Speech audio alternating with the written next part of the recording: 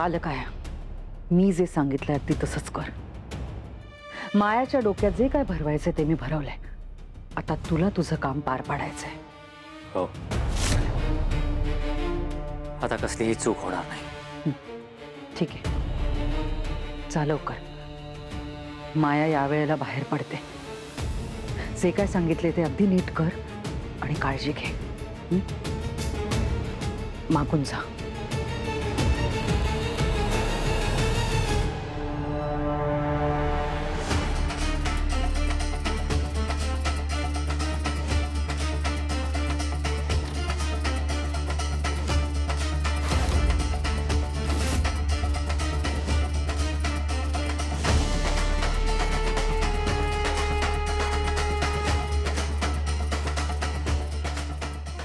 दोन्ही मांजरींनी खूपच मोठी उडी मारली आहे.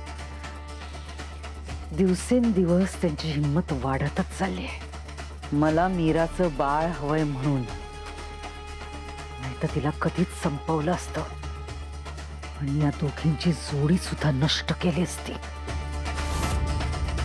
कायमची.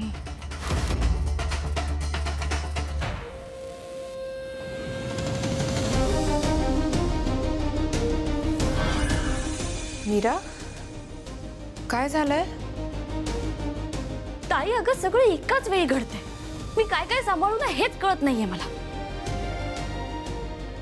मीरा, शांत आणि नीट सांग, काय झालंय? ताई, ती पेटी, ती गुहा आणि या सगळ्यामध्ये वेदाचे बाबा माझ्याशी बोलत नाहीये. एका गोष्टीकडे लक्ष द्यायला गेले ना की दुसरी गोष्ट हातातून निसटून जाते. अगं मी नेमकं काय करू मला नाही कळतंय. तूच सांग मला. मीरा, आत्ता जे सर्वात महत्वाचं आहे ना ते आपण करायला हवं आणि ते आपणच ठरवायचंय. तुझं आणि अथर्व तुमच्यात जे काही सुरू आहे यावर एकच उपाय आहे, मंजिरीचं सत्य सगळ्यांसमोर येणं. आज त्या पेटीसोबत जे काही घडलं, आपण ज्या जागेवर होतो, ती गुहा वगैरे, ते सगळं खूप मोठं आणि भयानक आहे अगं. आणि आपल्याला त्याच्या मुळापर्यंत पोचायलाच हवं.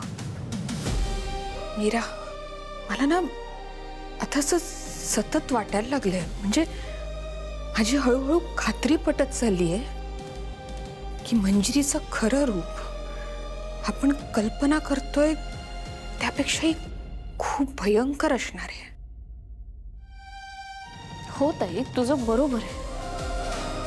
पण काय करायचं आपण आणि कसं करायचं हेच तर नेमकं कळत नाहीये ना. आजी भेटली असती ना तर तिने काहीतरी मार्ग दाखवला असता, पण ती पण काय येत नाही ना हेच कळत नाहीये.